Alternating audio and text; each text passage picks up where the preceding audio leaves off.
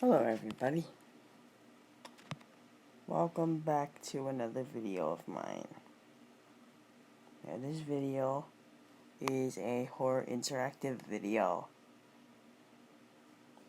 Now we are going to go through each and every one of these stories and we're going to read them. Alright, so the doll. We'll go through this one for this video. Play the doll. As a single mother, you know how hard it is to look after a 13-year-old girl. Hard but still joyful. Her presence gives you all the strength you need. Her name is Lisa. She is a shy girl. She doesn't talk much. You got divorced 3 years ago because he cheated on you with his secretary. Lisa misses her father, but you don't allow her to see him. She adores her father, but you think he is an a-hole. Lisa is a special kid. Her teacher once said that she is too intelligent for a girl her age. But you already knew it. Her reactions are unexpectedly mature. She is also hardworking. You expect perfection from her. Her teacher told you that you must take Lisa to a psychiatrist. You will do it soon. She is a lonely girl, maybe because she doesn't talk much. You think that she needs friends, so you bought her a rag doll to ease her loneliness. You bought the rag doll from the local toy store. Not an expensive toy, nothing too fancy. Lisa might still like it. You know that expense doesn't make Lisa happier. The doll is a girl with big blue eyes and curly black hair. She has a wide grin that you can call friendly. Her dress is red, matching her shoes. She also has eyebrows. The unnamed doll waits for her new owner in kid's bedroom. You haven't brought Lisa home from school yet. It's Friday, not a sunny day. The sky is covered with gray clouds. You are driving your car. Lisa sits on the next seat. The seat belts are worn tight. She looks from the window blankly, without any expression on her face.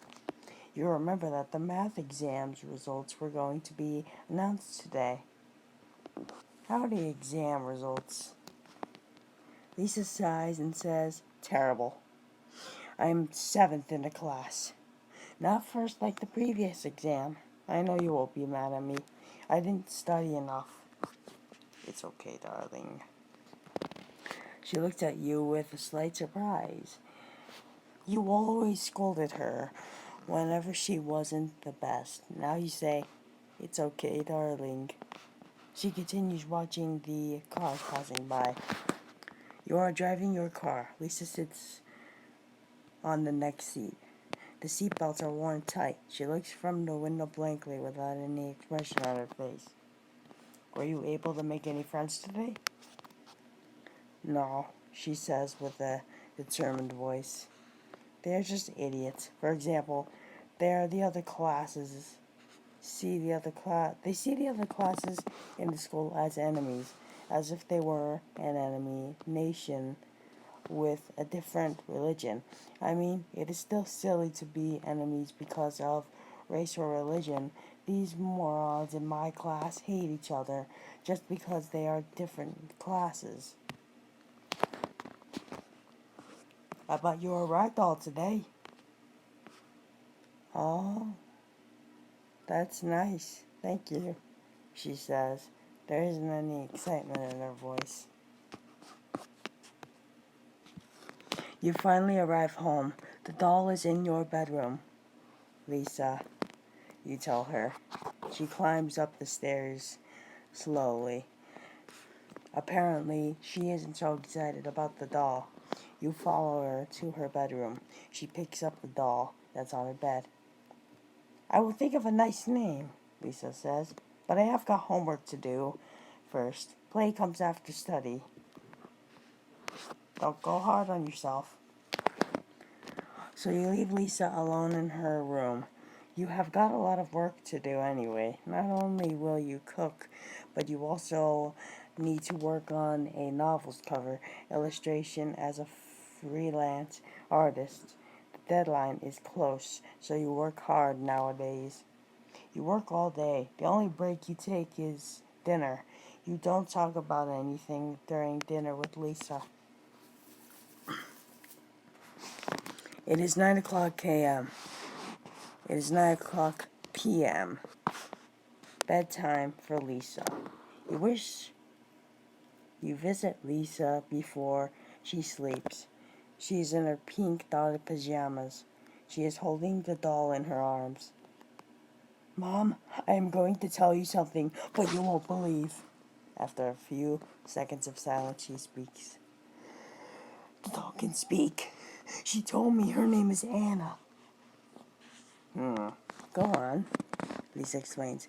Anna says that she was nothing but a piece of light, a light that's drifting in absolute blackness, a weak light in the infinite darkness. Then she found life in the stall. She was waiting in a toy store for a friend, lonely, and today she found me.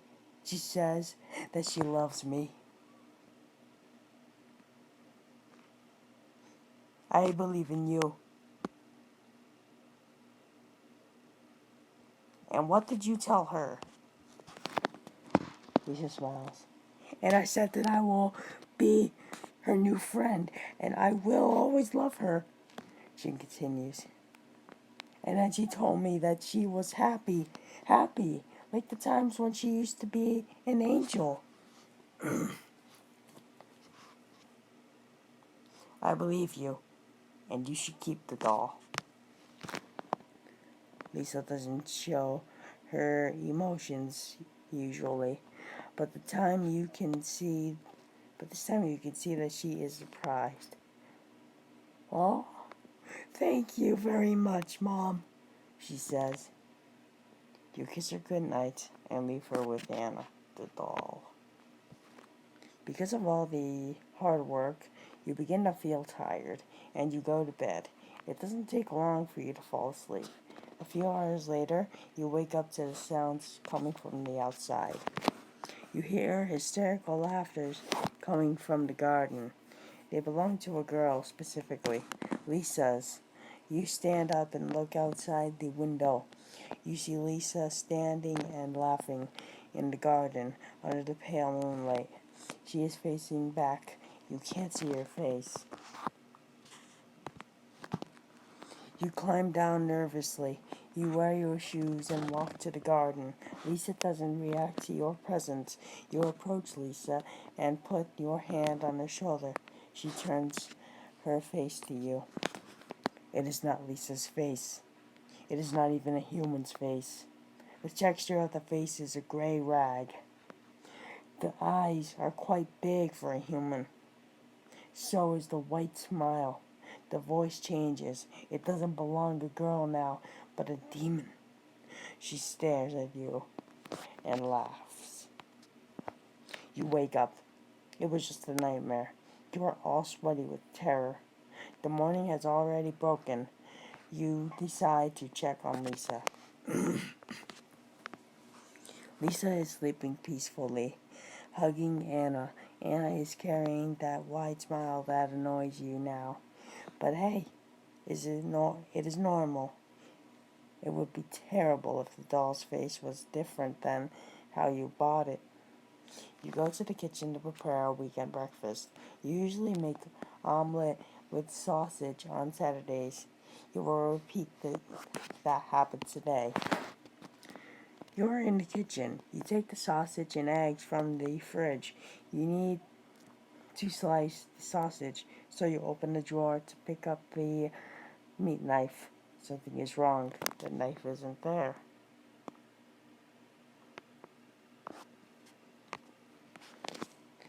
You couldn't find the knife inside the garbage bin. You search the knife in everywhere possible, but it is in vain, so you decide to use another knife to prepare the omelet. After you have prepared the omelet, Lisa wakes up and joins you in the kitchen. You eat the breakfast with her. She doesn't look so happy. There's an uneasiness on her face. The meat knife is missing. It is strange, Mom. I have no idea where the knife went, Lisa answered. Did Anna speak again? She did not speak today, but she kept changing her facial expression. Sometimes she looked so happy, sometimes not. She was frowning. There was anger in her face. I can't understand her. Lisa continues eating the breakfast. The breakfast is over. I need to study math, says Lisa, then climbs up to her room. You also need to work on the novel cover. You are both busy now. It is evening now. As you work on the cover, you hear screams from Lisa's room. You rush to her room. You find Lisa standing and breathing in panic. Her arms are full of stitches. She did it! Lisa screams, showing her heavily wounded arms, and blood leaks down the floor. She jumped and ran away! Lisa points to the open window. You look outside. You can't see any running dolls there. Maybe because she ran away. Or is it too dark outside? Or Lisa is lying. I won't allow her to harm you, Lisa. You crouch and hug Lisa as she cries. I know how hard it is to believe me now. Thank you for believing me. But please, I want to stay alone. I know that she won't come back. So you let her stay alone in her room after closing the windows and locking the door. You make sure that no doll can trespass. You get into your own bedroom next to Lisa's room so you can hear her in case she needs help.